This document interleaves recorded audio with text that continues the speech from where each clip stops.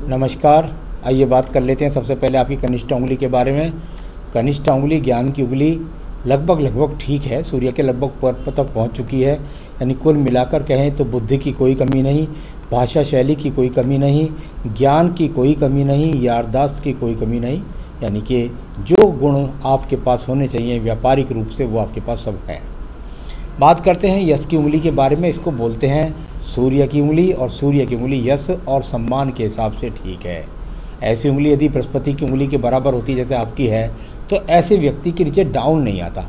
यानी जिस स्थिति में व्यक्ति पैदा होता है उस स्थिति में जो उसका स्टेटस होता है वो स्टेटस उसका जीवन भर बना रहता है, वही स्टेटस है। यदि गरीबी का है तो गरीबी में, यदि सामान्य का है तो सामान्य का, और यदि उच्च का है तो उच्च का। तो कुल मिलाकर वही स्टेटस बना रहेगा। जीवन भर अधिकतर ऐसा होता है, नीचे नहीं जाता, उससे ऊपर ही जा सकता है। यहाँ कुल मिलाकर के किसी भी प्रकार के बहुत बड़े रोग के, एक्सीडेंट के कोई योग नहीं है। शनि की उंगली की बात करता हूँ। ये जानी जाती है धन के लिए, सम्मान के लिए, साथ ही साथ जानी जाती है ये रोगों के लिए। अभी यहाँ पर देखता हूँ तो कोई बड़े रोग के यहाँ पर कहीं से कहीं संकेत नहीं दिखाई देते। साथ ही साथ धन की स्थिति को भी देखता हूँ तो किसी प्रकार का बहुत बड़ा कोई ऐसा लॉस नहीं होने वाला जो आपका पैसा लौट करके ना जाए, आपको भारी नुकसान हो जाए, ऐसा कुछ नहीं है। आइए बात करता हूँ एक और उंगली के बारे में। ये बृहस्पति की उंगली ज़्यादा टर्न लेकर के मुड़ी हुई है शनि की उंगली की तरफ। यानी व्यक्ति बहुत कर्म करने वाला होता है, शनि की तरफ देखता है, बहुत मेहनत करता है और तब इरादे के साथ धन कमाता है, चोरी का धन नहीं कमाता। कुल मिला करके यहाँ शनि की उंगली के साथ यानी लेबर वर्ग के लोगों के साथ झुकना, उनके साथ बात करना, और बिल्कुल बहुत सहव्यवहारी व्यक्ति होता है। पत्नी के साथ कोई झगड़ा नहीं है, झंझट नहीं है, यहाँ सब स्थितियाँ अनुकूल है। अब बात करते हैं आपके यहाँ एक और पर्व के बारे में। ये पर्व है आपका बुध का पर्व। बुध का पर्व, और यहाँ 3 से 4 रेखाएँ बहुत सुंदर तरीके से, कोई आपस में इलझी हुई नहीं है। यानी कुल मिलाकर जैसी भी स्थिति है आपके पास फिर भी धन के स्रोत बने रहते हैं निरंतर रूप से। इस बात को बताने वाली कुछ मध्यम पड़ गई है। अगर गहराई के साथ होती तो अच्छे धन की आवक होती। बात करते हैं यश की उंगली के बारे में। यश की उंगली ये सूर्य की उंगली है।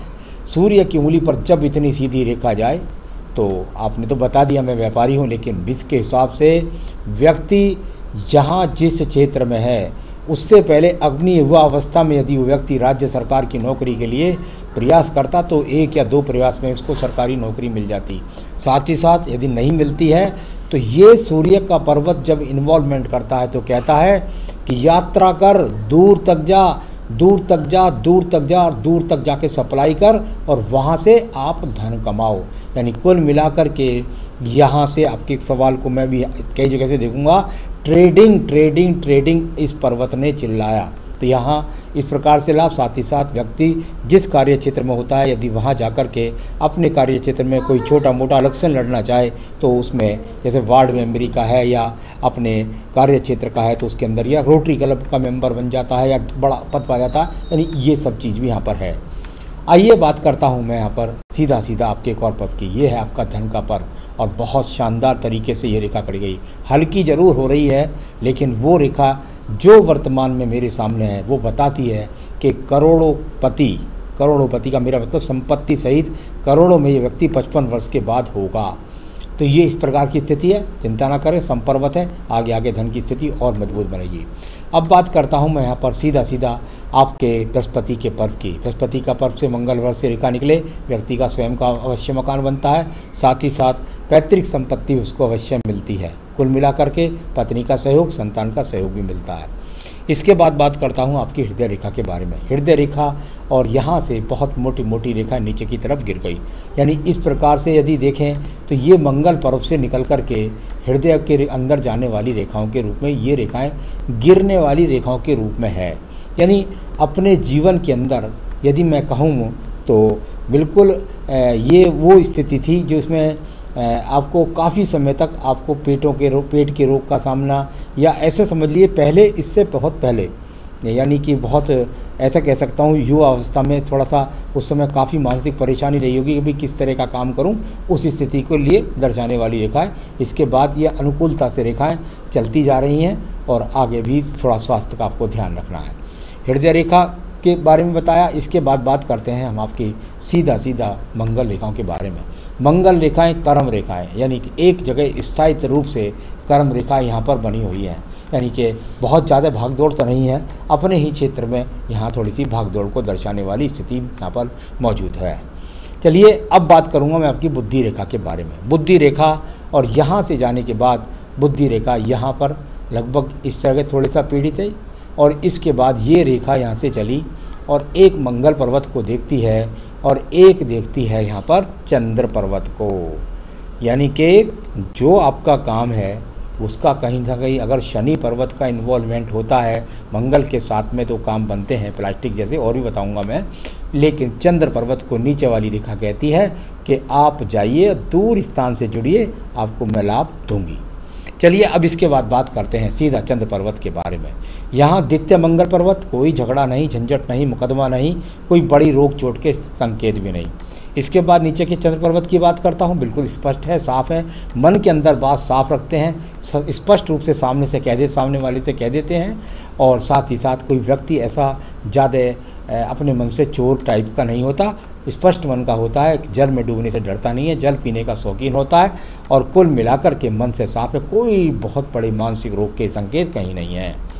इसके बाद मैं बात करता हूँ मैं आपकी यहाँ पर सीधा ये रेखा जो चली गई इसको बोलते हैं भाग्य रेखा। इसके फल मैं आपको बाद में बोलने वाला हूँ कि इसके फल यहाँ कुल मिलाकर सही रूप से सामान्य रूप से विराजमान हैं। तो चलिए अब ये सब बातें हो गई। अब इसके बाद बात करते हैं यहाँ आपके पर्वत पे। आप सोचते होंगे कि पंडित जी कहते हैं कि यदि व्यापारिक रेखा ना हो तो आदमी व्यापार नहीं करता। व्यापारिक रेखा हो या ना हो इसका संबंध कुछ नहीं है। सवाल है कि आपकी कनिष्ठा उंगली क्या कहती है, आपका सूर्य पर्वत क्या कहता है।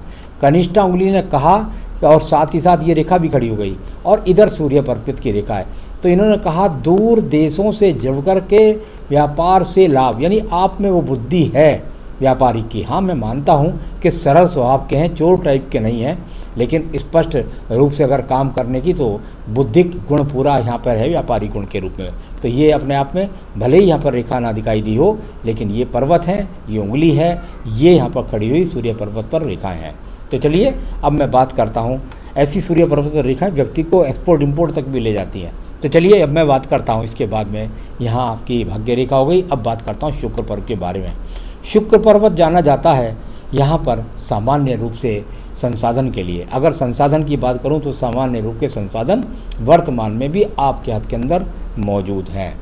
तो ये अपने आप में हो गया। संतान रेखाएं आपके हाथ से लगभग मुझे 2 चमक रही हैं, बाकी पत्नी के हाथ से ज़्यादा पता लगती है। आयु रेखा की बात करता हूँ, बहुत ही अच्छी तरीके से अच्छी है, छोटी सी मछली भी नीचे बन गई है। तो कुल मिलाकर ये अपने आप में अच्छा संकेत है, यानी कि आपके जीवन में और सुदृढ़ता आएगी आगे, और 80 साल की आयु भी है। अब बात करते हैं आपके काम की। कर्जा बहुत बढ़ गया है, कारण बताएं, कारण और उपाय।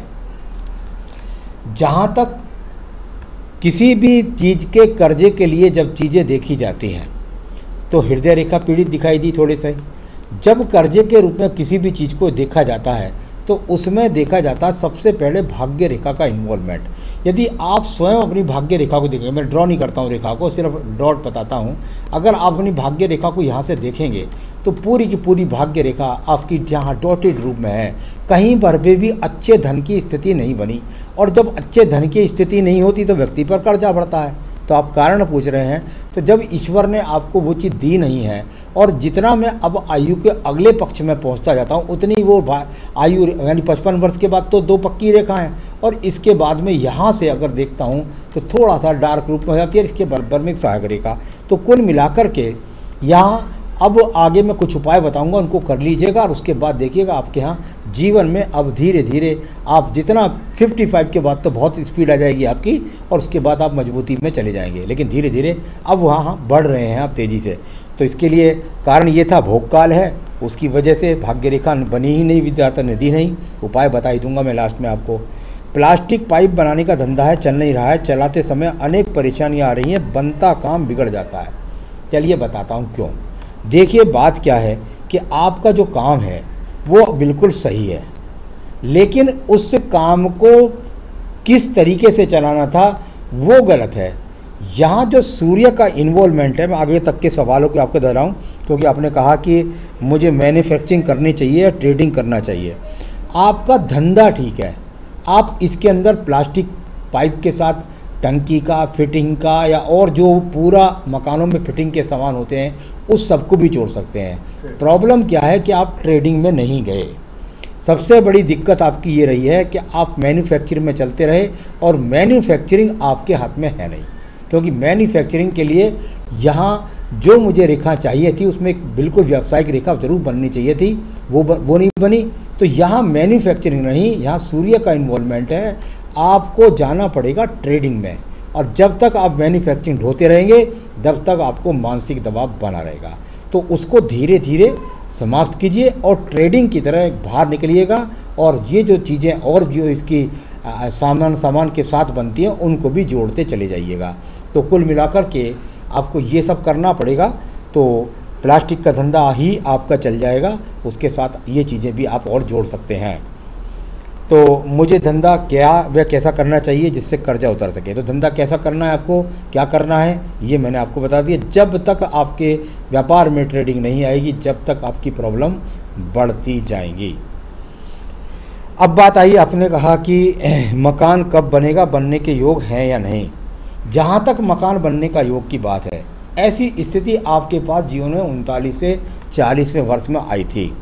उस समय आपने कोई ज़मीन ले ली हो, कोई वाहन ले लिया हो, कोई फैक्ट्री ले ली हो, तो उस समय की बात लगती थी। अब वर्तमान में जो आगे आपकी बनेगी, जो भी मकान है, आपके हाथ से नहीं बनना, आपके भाग्य से नहीं बनना, या तो संतान के हिसाब से कोई आप मकान बना पाएंगे या पत्नी के हिसाब से। तो आपके हाथ में वो रेखा नहीं है, इसलिए मैं आपको बता नहीं सकता, मुझे यहाँ दिखाई नहीं देता। तो कुल मिलाकर मकान का ऐसा है। आपने कहा रतन कौन सा धारण करना चाहिए जिससे बिजनेस चले। आइए मैं बताता हूँ आपको। आपको पन्ना पहनने की कोई ज़रूरत नहीं है, और पहनने तो कोई नुकसान नहीं है। अगर आप पर है तो पन्ना पहनने की कोई ज़रूरत नहीं है, पहनने तो कोई दिक्कत नहीं है। आपको पहनना है इस उंगली के अंदर एक फायर ओपल।